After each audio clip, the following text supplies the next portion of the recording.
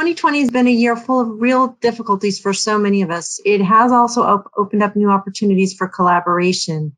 And I'm really optimistic that when we look back on this challenging year, we'll see that it's one where we began to turn the tide and accelerate FTD research toward the goals we all share. My portion of moderating today is complete. Good afternoon, Susan, and hi, everyone. Buenas tardes a todos. We're now grateful to be joined by Dr. Facundo Manes. Yes. I want to thank you all for joining. The Foundation for Research in Cognitive Neuroscience. The INESO Foundation is an Argentina-based nonprofit supporting research programs on the prevention, detection, and treatment of neurological and psychiatric disorders. Dr. Manes has been instrumental in developing cognitive neuroscience in Argentina and South America, and he's contributed to the revision of clinical diagnostic criteria for both primary progressive aphasia and behavioral variant FTD. Dr. Manes is president-elect for the International Society for Frontotemporal Dementias, the ISFTD. Mi nombre es Facundo Manes, soy neurólogo, neurocientífico y trabajo con pacientes con demencia frontotemporal. ¿Qué es la degeneración o la demencia frontotemporal? Es la forma más común de demencia en personas menores de 60 años. Representa un grupo de trastornos cerebrales causado por la atrofia, por la degeneración de los lóbulos frontales o temporales del cerebro. La demencia frontotemporal también se denomina o se la llama degeneración lobal frontotemporal o enfermedad de Pick. ¿Cuáles son las diferencias con la enfermedad de Alzheimer? Varias. Tiene diferentes síntomas. La demencia frontotemporal produce una disminución gradual y progresiva del comportamiento, el lenguaje o el movimiento, y la memoria puede conservarse en los primeros estadios, en los primeros años, en forma relativa. También se diferencia que, por lo general, es más prevalente en los jóvenes. Aunque la edad de inicio varía entre los 21 años y los 80 años, una gran cantidad de casos de demencia frontotemporal ocurren entre los 45 y 64 años. Por lo tanto, la demencia frontotemporal tiene un impacto mayor que el Alzheimer, que en general comienza más tarde, en el trabajo, en la familia y también en la carga económica que experimentan los familiares. Es menos común que el Alzheimer y menos conocida, aún en la comunidad médica. Muchos no están familiarizados con el diagnóstico de la demencia frontotemporal. Generalmente se puede confundir el diagnóstico con Alzheimer, depresión o una afectación psiquiátrica. En promedio, según algunos estudios, se necesitan 3 años y medio para obtener un diagnóstico preciso. ¿Cómo progresa la enfermedad?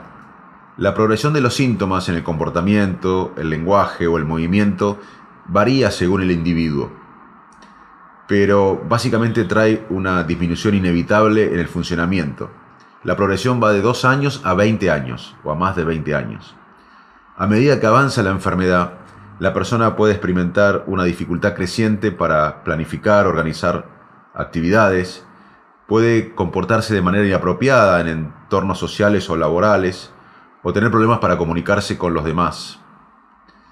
Con el tiempo, la demencia frontotemporal predispone al individuo a complicaciones físicas, infección o lesión por una caída. Y la causa más común de muerte en la etapa muy avanzada es la neumonía.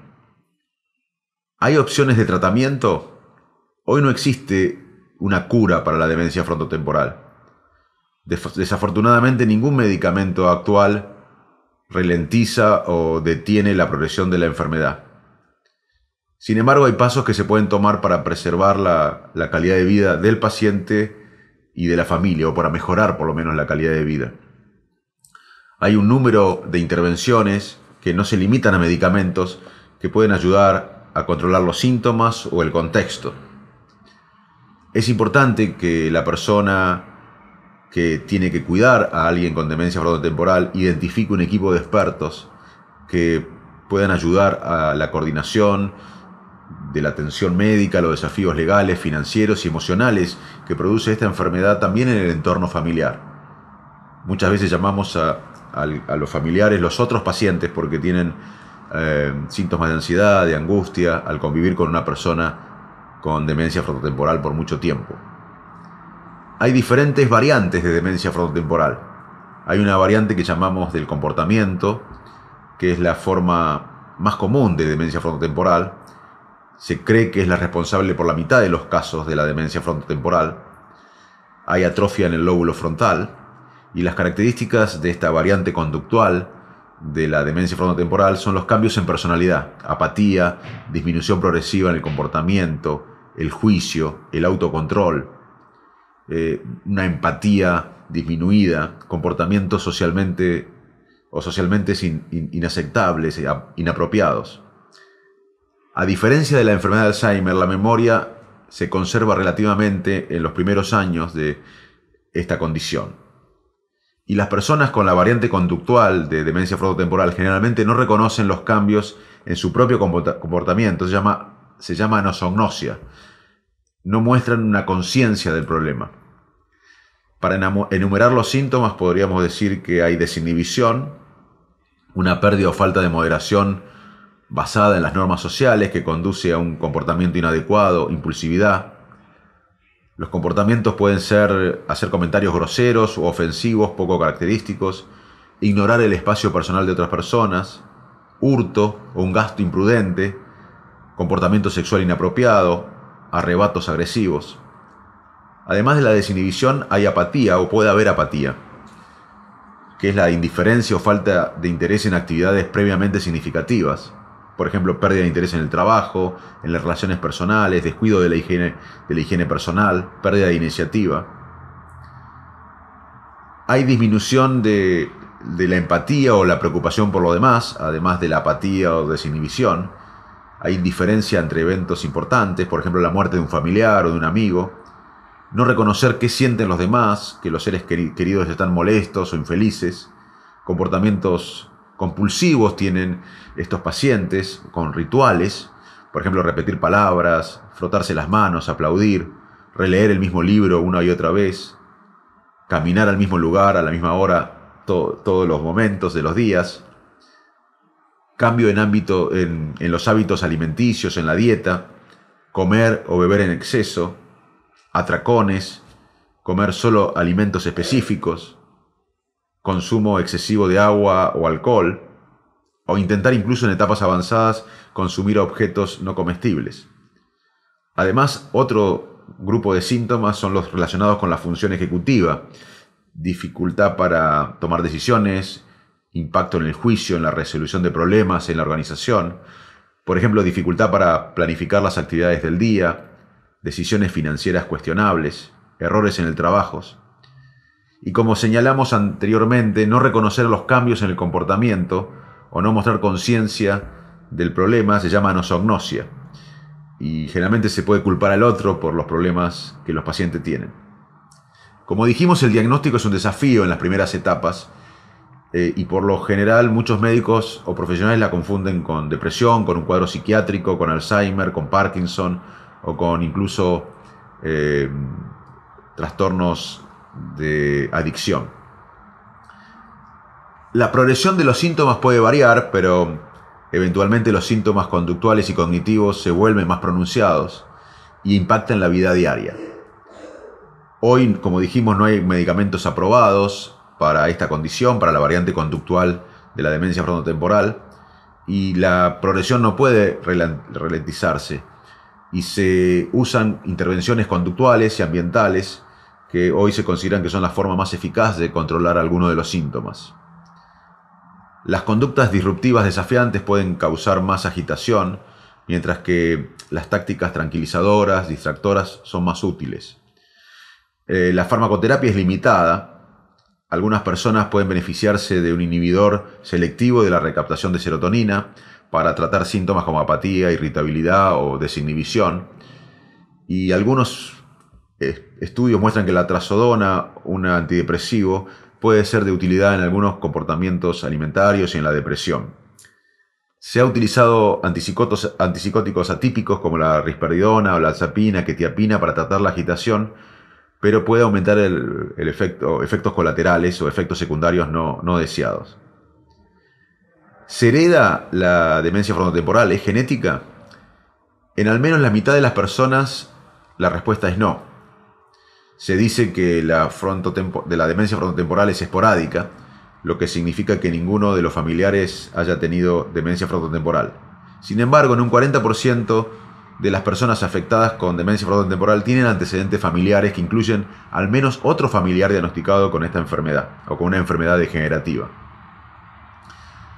En general no existe una correspondencia 1 a 1 entre el tipo familiar de un trastorno de demencia frontotemporal y un gen específico.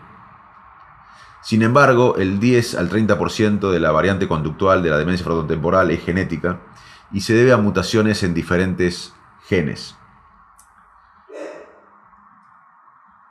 Esta variante conductual de la demencia frontotemporal se hace en base a un diagnóstico clínico, generalmente hecho por médicos que trabajan en un equipo multidisciplinario.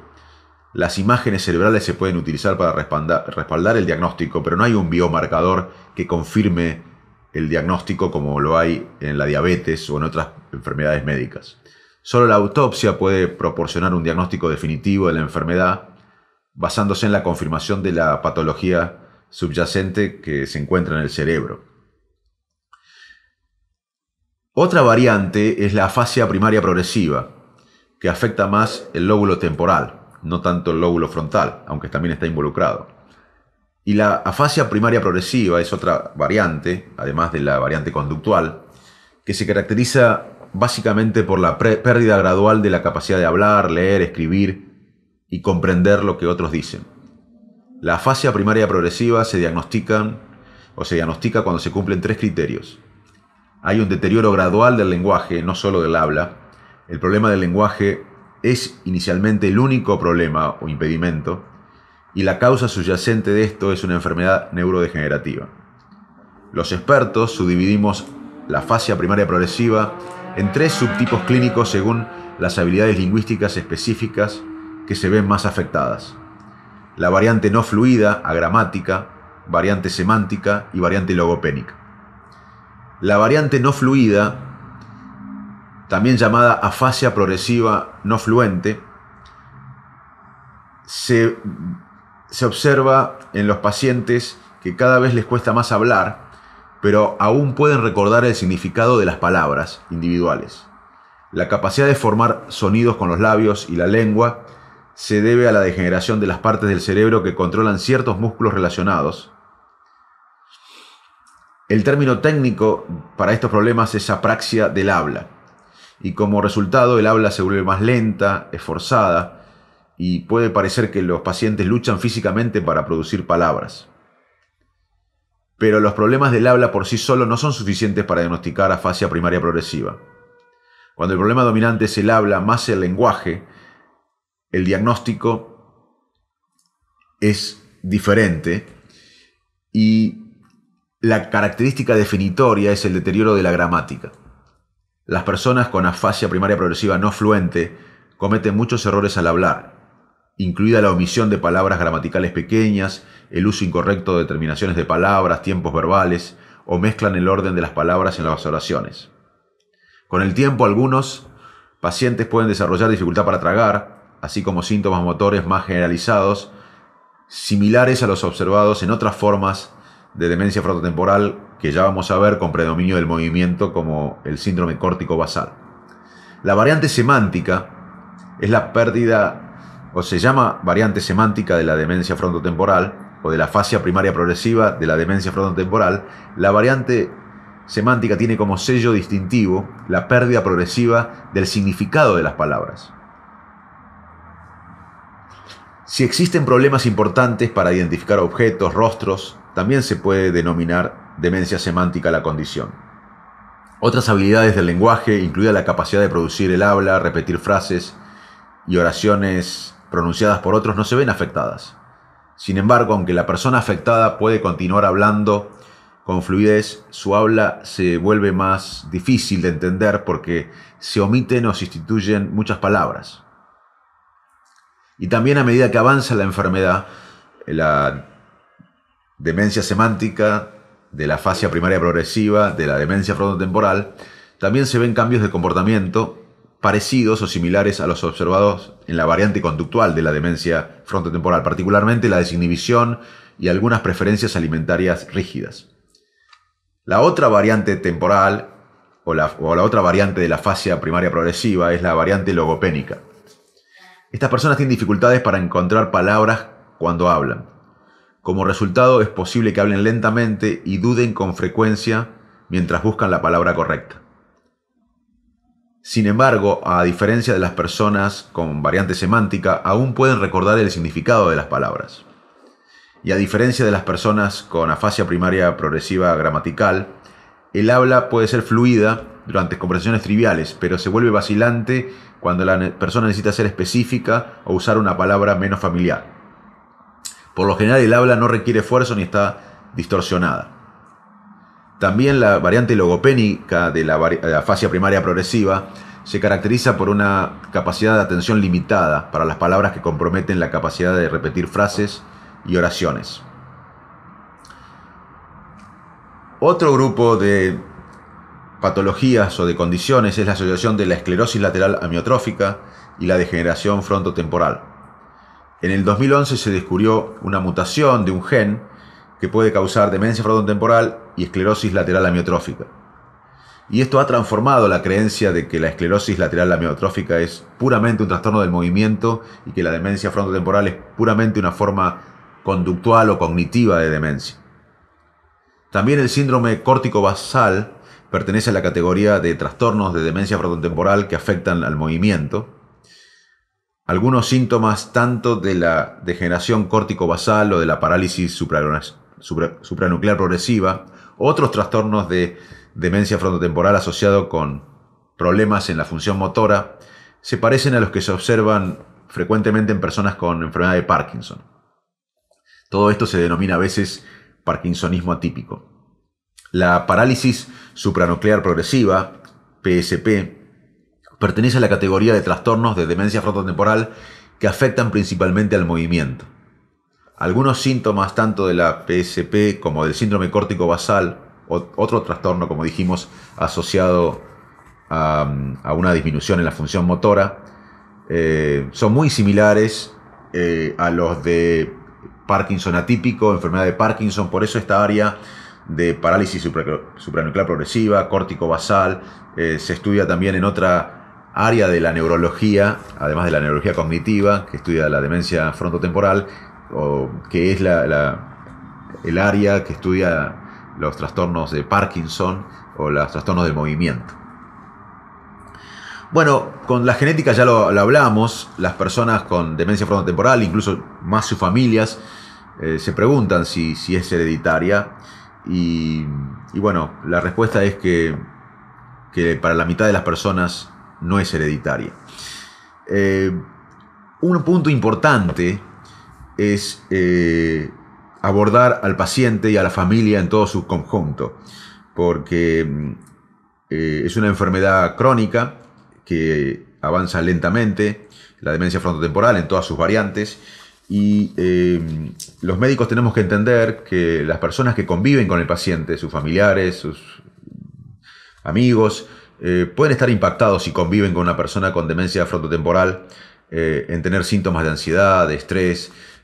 Lo llamamos a veces a los familiares los otros pacientes, porque convivir con una persona con demencia frontotemporal es muy complicado y estresa a las personas que conviven con el paciente. Por eso debemos abordar como grupo médico, como grupo profesional integralmente al paciente y al familiar, y dedicarle tiempo al familiar, aconsejarlos de temas legales, de temas de manejo conductual, de los síntomas conductuales, darle ciertas perspectivas y acompañarlo. El diagnóstico muchas veces requiere un equipo y el seguimiento también requiere un equipo. El diagnóstico lo puede hacer un neurólogo, un psiquiatra, un geriatra, un clínico especializado en este tema o entrenado en esta condición. También se pide una evaluación neuropsicológica, cognitiva, pero puede ser normal, porque los primeros estadios de la enfermedad, sobre todo de la variante conductual, no afecta tanto a la memoria o a la atención o a funciones que están afectadas más en el Alzheimer.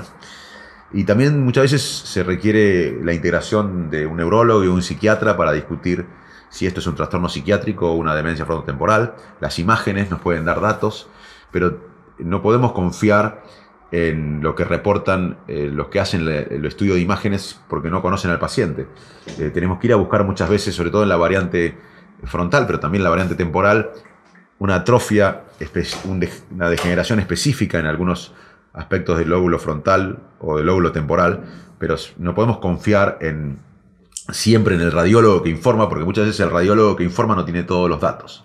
Entonces, acá se necesita conocimientos de imágenes, de neuropsicología, de psiquiatría, de neurología para hacer un diagnóstico, y por eso muchas veces se detecta erróneamente o no se diagnostica hasta avanzada la enfermedad cuando la atrofia frontal o temporal es obvia.